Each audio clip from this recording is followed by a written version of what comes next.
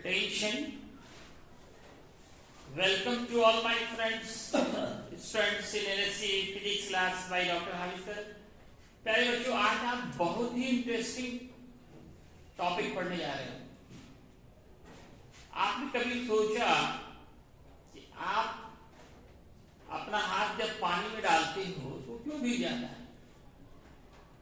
कपड़े को पानी में डालो तो कपड़ा क्यों भीग जाता है? इसके पीछे कारण क्या है दोस्तों? इसके पीछे जो रीजन है वो है इंटरमॉलिक्यूलर फोर्स, अणुओं के बीच लगने वाला एट्रैक्शन फोर्स। एक गिलास आप पानी लें और सारा पानी फेंक दें, फिर भी आप देखेंगे गिलास के जो सरफेस होते हैं, सरफेस है, वहां पे बहुत सारे वाटर मॉलिक्यूल चिपके होते हैं। इससे ये पता चला कि मॉलिक्यूल्स के बीच एट्रैक्शन होता है, आकर्षण होता है। तो आज आप पढ़ेंगे इंटरमॉलिक्यूलर फोर्स। साथ ही साथ हम वेट की बात करेंगे। वेट भी फोर्स है। इसके साथ ही हम लोग नॉर्मल रिएक्शन फोर्स पढ़ेंगे। बार बार फिजिक्स में यूज होता है वेट, नॉर्मल रिएक्शन फोर्स। एक नया फोर्स आप टेंशन फोर्स देखेंगे। किसी ऑब्जेक्ट को रस्सी धागे से बांध के लटकाओ तो धागे में एक टेंशन फोर्स डेवलप होता है। तो आज का टॉपिक बहुत ही आपका इंपॉर्टेंट लेक्चर है, बहुत काम का है, पूरे फिजिक्स का रूट्स कर सकते हो। एक तरह से मजेदार भी, इंटरेस्टिंग भी है। बाकी आप लोग का भी काम कुछ है कि आप वीडियो को लाइक करें, शेयर करें, सब्सक्राइब करें चैनल को। तो आइए हम लोग पहले पढ़ते हैं कौन सा फोर्स? Intermolecular force. जैसा कि नाम से पता चल रहा है, मॉलिक्यूल्स के बीच लगने वाले फोर्स को the force of attraction between molecules. Molecule किसका होगा? सब्सटेंस का ही होगा, पदार्थ की और the force of attraction. Molecules के अणुओं के बीच आकर्षण होता है, तो एक दूसरे को अपनी ओर खींचती है, अट्रैक्ट करती है। तो उस फोर्स ऑफ अट्रैक्शन का नाम है intermolecular force. The force of attraction between molecules of substances. पदार्थ के अणुओं के बीच लगने वाले आकर्षण बल को अंतर आणविक बल कहते हैं, इंटरमॉलिक्यूलर फोर्स कहते हैं। ये दो तरह के होते हैं, कोहेसिव, दूसरा एडहेसिव। या एक एडहेसिव तो दूसरा कोहेसिव। इंटरमॉलिक्यूलर फोर्स के दो टाइप हैं, एक का नाम है एडहेसिव, दूसरे का नाम है कोहेसिव। एडहेसिव को हिंदी में असंचक बल कहते हैं। अलग अलग पदार्थ, जैसे मैंने कहा ना, हाथ को पानी में डालो तो आपका हाथ भीग जाता है। तो फिंगर के मॉलिक्यूल्स, हैंड मॉलिक्यूल्स और वाटर मॉलिक्यूल दोनों की दोस्ती है, अट्रैक्शन है। वो चिपक जाता है एक दूसरे से, एक दूसरे से सट जाता है। तो अलग अलग पदार्थ के मॉलिक्यूल्स के बीच जो फोर्स ऑफ अट्रैक्शन होता है उसको एडहेसिव फोर्स होती है। इसी देखो गोंद है, गोंद क्या करते हैं? चिपका देता है ना दो अलग अलग चीजों को। हम लोग गोंद बोलते हैं, लेकिन बाहर में लोग उसको एडहेसिव बोलते हैं। क्या बोलते हैं? एडहेसिव चीजें, गोंद नहीं, क्या होता है? एडहेसिव। दो अलग अलग चीजों को चिपका देता है, दोनों की अलग अलग चीजों की मॉलिक्यूल के बीच में अट्रैक्शन होता है, अट्रैक्शन प्रोड्यूस करता है। तो एडहेसिव फोर्स हिंदी में असंचक, और मतलब अलग अलग हिंदी नाम से, और आपको डिफिनेशन याद रखने में आता है, कंफ्यूजन दूर करेगा। अलग अलग पदार्थ के अणुओं के बीच लगने वाला आकर्षण बल एडहेसिव फोर्स कहलाता है। और एक ही पदार्थ हो, उनके मॉलिक्यूल को, अब एक गिलास पानी लोगे उसमें हजारों नहीं तो करोड़ों मॉलिक्यूल्स होंगे वाटर के एक गिलास पानी में, और सब मॉलिक्यूल्स एक दूसरे को क्या करता है, अट्रैक्ट करता है, उसका नाम कोहेसिव फोर्स। तो दो तरह के मॉलिक्यूलर फोर्स हो गए, एक एडहेसिव, दूसरा कोहेसिव। एडहेसिव हुआ attraction force between two different object molecules, and cohesive force the attraction force between same object molecule, एक ही ऑब्जेक्ट के मॉलिक्यूल्स के बीच लगने वाले आकर्षण बल, दोस्ती को, आकर्षण बल को, अट्रैक्शन फोर्स को आप दोस्ती समझ सकते हो और रिपल्शन फोर्स को दुश्मनी समझ सकते हो। तो एक ग्लास वाटर है, तो यहाँ पे करोड़ों मॉलिक्यूल्स हैं वाटर के, एक मॉलिक्यूल दूसरे मॉलिक्यूल को क्या करते हैं, अट्रैक्ट करते हैं। इसी तरह से ग्लास के जो सरफेसेस हैं, इनके जो मॉलिक्यूल्स हैं, ये भी वाटर मॉलिक्यूल्स को अपनी ओर खींचते हैं। ये जो यहाँ पे ग्लास मॉलिक्यूल्स और वाटर मॉलिक्यूल्स के बीच जो अट्रैक्शन फोर्स है, that is called adhesive force. अब वाटर के एक मॉलिक्यूल दूसरे मॉलिक्यूल को अट्रैक्ट कर रहा है, this is known as cohesive force. Hindi में सहसंचक बल कहते हैं, समान पदार्थ की अनुभूति करने वाला, असंचक, असमान, अलग अलग, और से अलग अलग समझो, असमान समझो। तो एडहेसिव फोर्स का डिफिनेशन हुआ the attraction force between two different object molecule is called adhesive force.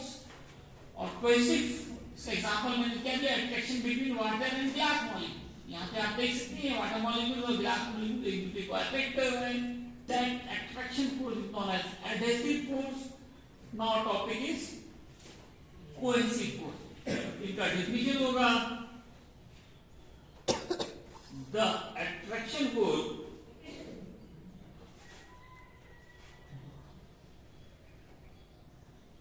between molecules of same substance, molecules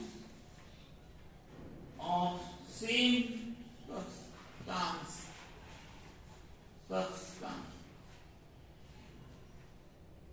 is called cohesive force.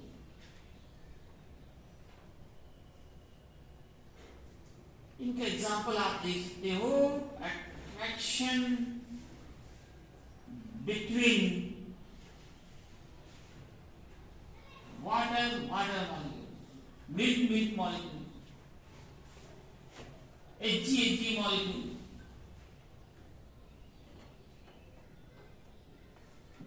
एक बड़ा इंटरेस्टिंग सवाल है कि पानी ग्लास से हाथ से चिपक जाता है, लेकिन Hg नहीं चिपकता है। Hg मरकरी, अगर आप एक ग्लास में Hg ले लो और सबको फेंक दो, फिर देखो कुछ भी नहीं चिपका रहा था, एक मॉलिक्यूल भी सरफेस से नहीं चिपका हुआ था। ये Hg को इस तरह से दिखाते हैं, ये काफी डेंस, डेंसिटी काफी ज्यादा होती है। Hg, इसको आप मरकरी बोलते हो, थर्मामीटर में ही भरते हो। क्यों भरते हो? उसका पीछे कारण यही भी है, Hg doesn't stick with glass, Hg glass से चिपकता नहीं है। Hg ग्लास से, कांच से, हाथ से, कभी तुम Hg को पकड़ लिया होगा तो आपको दूर भागेगा, पकड़ा ही नहीं आया। आपके घर में थर्मामीटर होगा ना, उससे Hg निकाल सकते हो, उसको फोड़ ली Hg निकाल।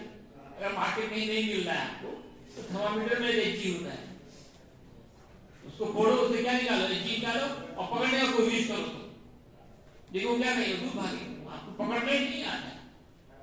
आपके हाथ में लो, पूरा घुमाओ, कहीं कुछ नहीं चिपकता है, जगह कहीं। एक बड़ा मजेदार सवाल है, ऐसा क्यों होता है? पानी तो चिपक जाता है, Hg नहीं चिपकता। पानी सड़ जाता है, चिपक जाता है हमारे हाथ से, ग्लास से, लेकिन Hg नहीं चिपकता। चलो इस सवाल का हम जवाब ढूंढते हैं। सवाल है, व्हाई वाटर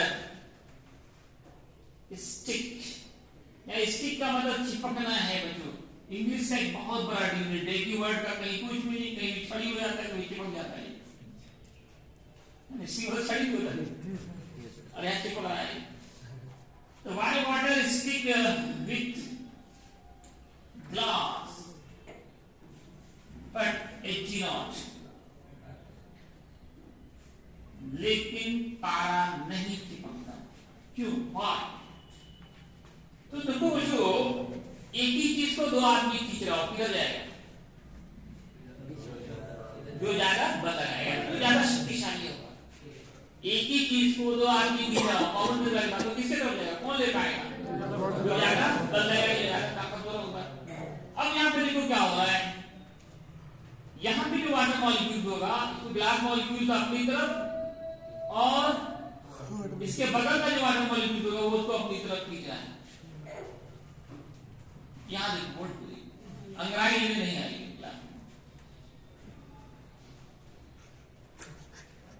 तो यहाँ पे देखो वाटर मॉलिक्यूल्स को ग्लास मॉलिक्यूल्स अपनी तरफ खींच रहा है, और दूसरा वाटर मॉलिक्यूल ये अपनी तरफ खींच रहा है कि जाएगा किधर? जिधर फोर्स बड़ा होगा, स्ट्रॉन्गर होगा।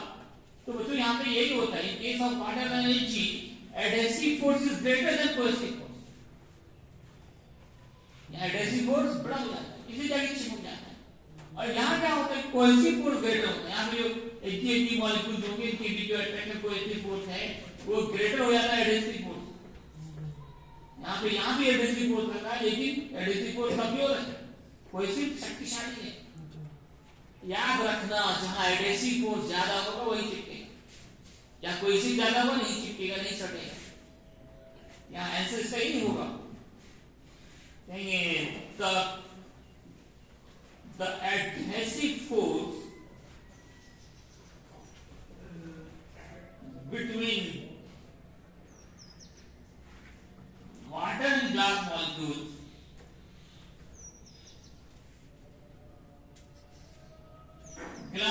molecules is stronger than cohesive force between water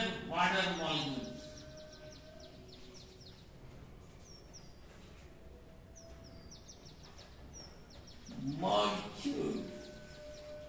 So water stick with glass.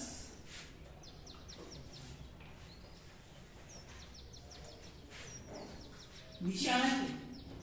नहीं सर, बस हो गया। बस हो गया, कर दे नीचे कर दो।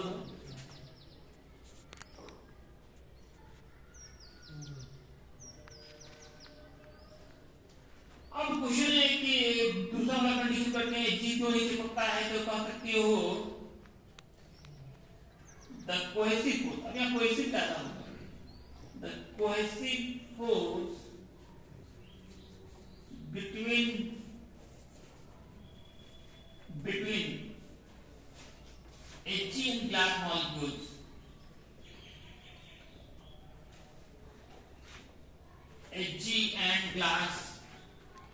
molecules is stronger, या कोई से बड़ा हो रहा है, stronger than adhesive force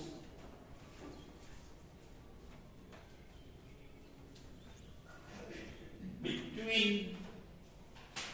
Hg and glass molecule.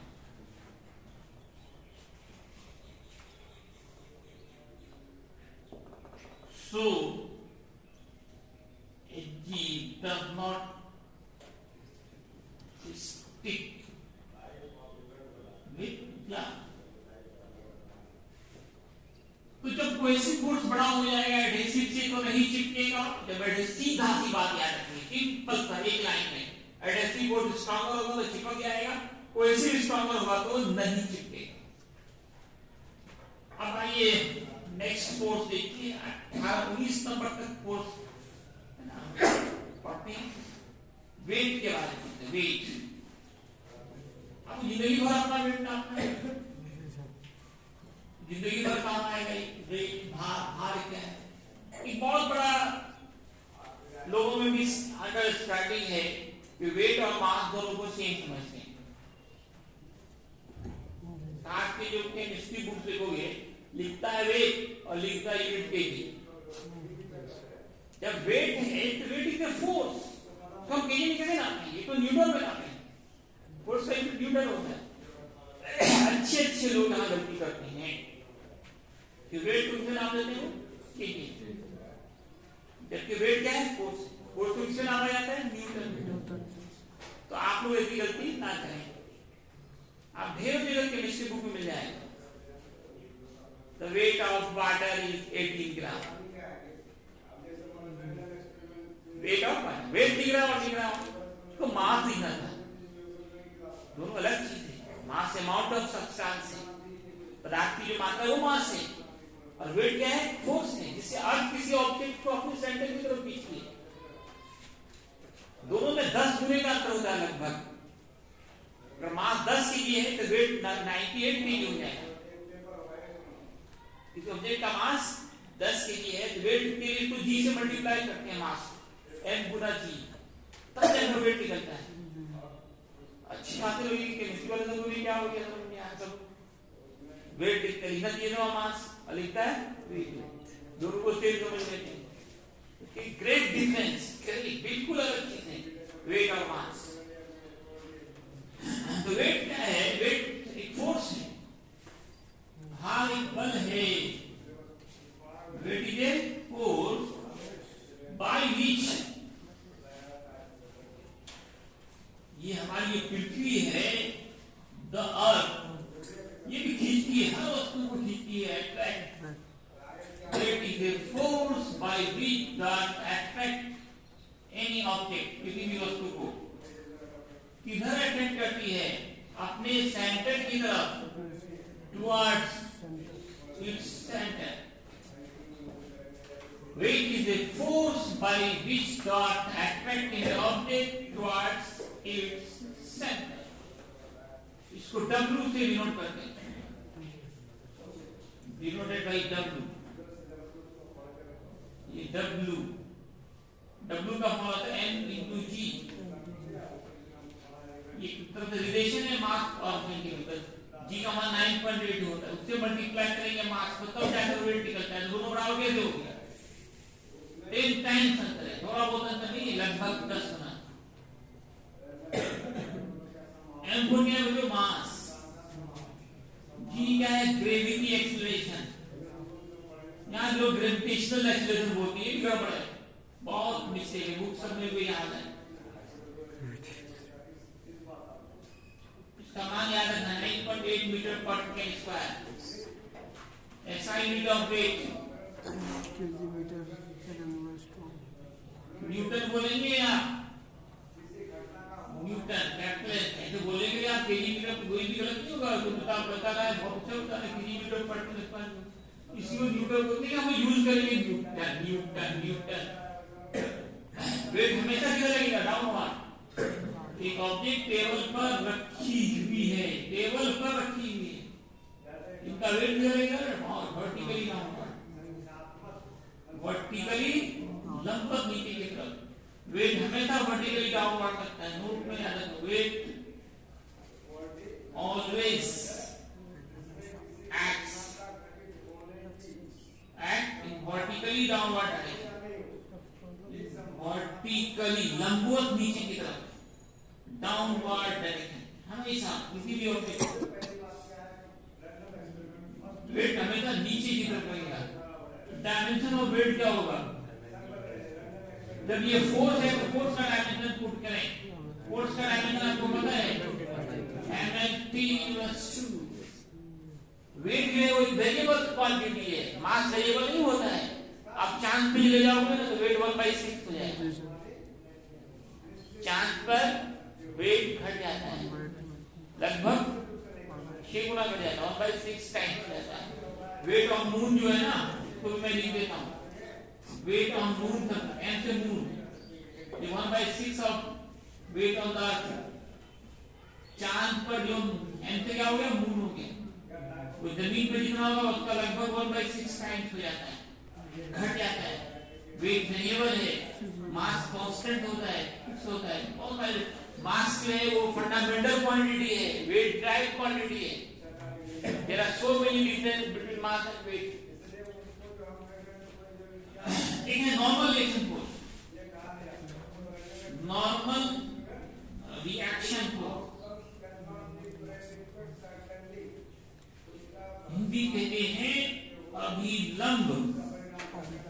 प्रतिक्रिया बल,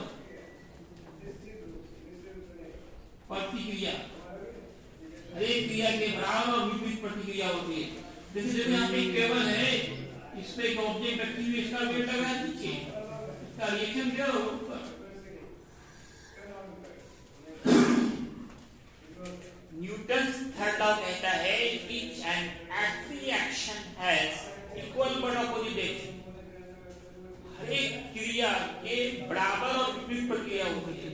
जैसे वेट बाहर है, वो किधर लग रहा है, नीचे की तरफ, इसका रिएक्शन किधर होगा, ऊपर की तरफ, वर्टिकली अपवर्ड।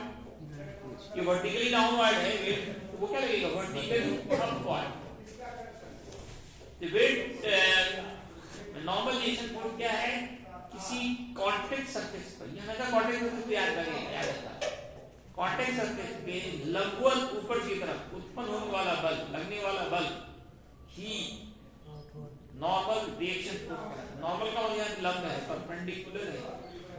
आप बेंच पे बैठे हुए हो, क्यों नहीं गिर रहे, सवाल है नहीं, हमको जमीन खींच रहा नहीं गिर रहा, हम बेंच पे बैठे भी नहीं गिर रहे हैं, इतने लोग छत पे नहीं गिर रहे हैं, कारण क्या है, वही कारण है, जितना वेट नीचे लग रहा है ना तब का, उतना ही नॉर्मल रिएक्शन ऊपर लगा है, दोनों एक दूसरे को बैलेंस किए हुए, इसलिए आप नहीं गिर रहे।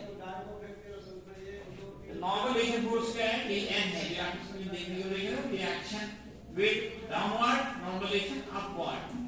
ये force which acts in vertically upward direction.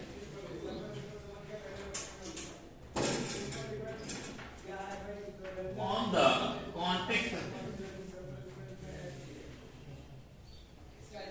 Contact surface is called normal reaction force, इसको एन से डिनोट करते हैं। अगर हॉरिजॉन्टल सरफेस है, ऑन हॉरिजॉन्टल सरफेस,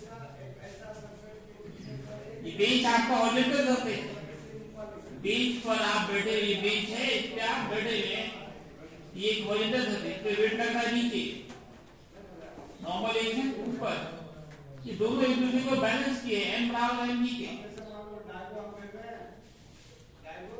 एन बराबर एम जी के होगा, नॉर्मल रिएक्शन फोर्स बराबर होगा वेट के, नॉर्मल रिएक्शन फोर्स बराबर हो जाएंगे वेट के, हॉरिजॉन्टल सरफेस, लेकिन इंक्लाइन पे ही चेंज हो जाता है, इंक्लाइन झुकाव है, तो ये वहां पे बराबर नहीं होता है एम जी के, वहां जी कॉस थीटा हो जाता है। कैसे वो आप अगले दिन दिखाएंगे, बुढ़ी पढ़ना इसी के थ्री बॉडी डायग्राम, तो वहां पे फिर हम लोग इसके अध्ययन करेंगे।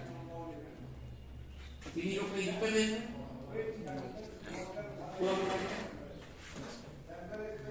दिखाओ क्या टूटा हो तो देखो। ठीक है दोस्तों, आज का ये धन्यवाद।